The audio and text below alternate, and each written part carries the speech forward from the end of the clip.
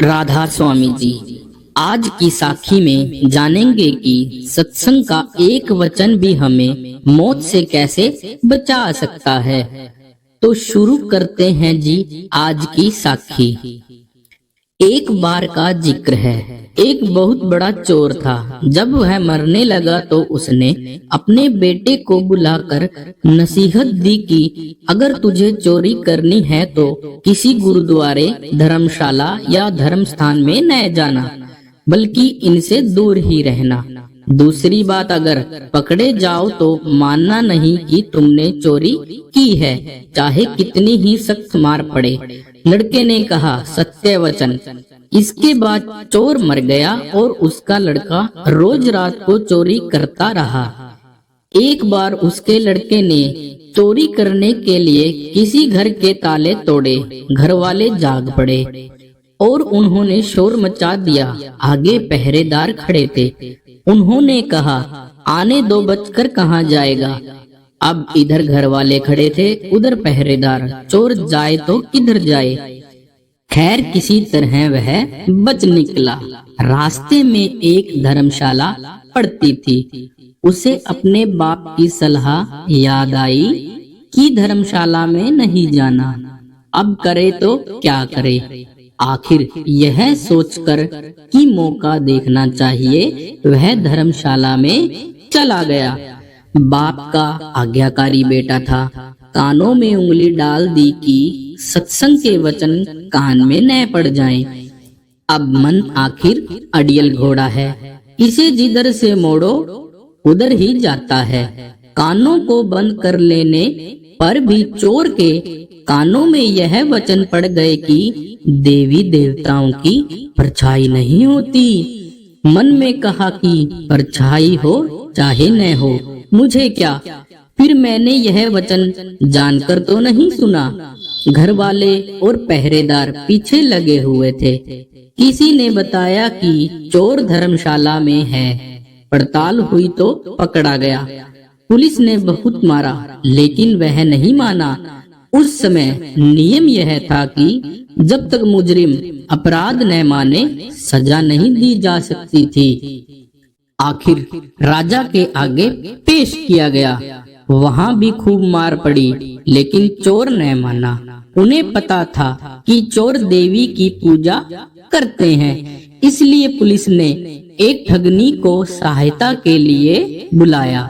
ठगनी ने कहा कि मैं मना लूंगी। उस ठगनी ने देवी का स्वाग बनाया, 2 नकली बाहें लगाई, चारों हाथों में 4 मशालें जलाई, नकली शेर की सवारी की। चूंकि वह पुलिस के साथ मिली हुई थी, इसलिए जब वह आई तो उसकी हिदायत के मुताबिक जेल के दरवाजे कड़क कड़क करके खुल गए। जब आदमी किसी मुसीबत में फंस जाता है तो अक्सर अपने इष्ट देव को याद करता है। इसलिए चोर देवी की याद में बैठा हुआ था कि अचानक दरवाजा खुल गया और अंधेरे कमरे में एकदम रोशनी हो गई। देवी ने बड़ी शान और एक खास अंदाज में कहा, देख भक्त, तूने मुझे याद किया और मैं आ गई। तूने बड़ा अच्छा किया जो चोरी नहीं बताई। तूने अगर चोरी की है तो मुझे सच सच बता दे, मुझसे न छिपाना। मैं तुझे फौरन आजाद करवा दूंगी। चोर देवी का भक्त था। अपने इष्ट को सामने खड़ा देखकर बहुत खुश हुआ। मन में सोचा कि मैं इसको सच सच बता देता हूँ। अभी वह बताने को तैयार ही हुआ था कि उसकी नजर देवी की परछाई पर पड़ गई। उसको फौरन सत्संग का वचन याद आ गया कि देवी देवताओं की परछाई नहीं होती। उसने देखा कि इसकी तो परछाई है। समझ गया कि यह देवी नहीं, छल है। यह सोचकर वह सच कहते कहते रुक गया और बोला, माँ, मैंने चोरी नहीं की।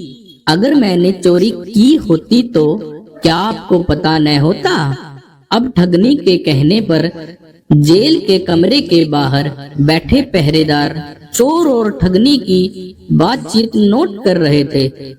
उनको और ठगनी को विश्वास हो गया कि यह चोर नहीं है। दूसरे दिन उन्होंने राजा से कह दिया कि यह चोर नहीं है। राजा ने उसको आजाद कर दिया।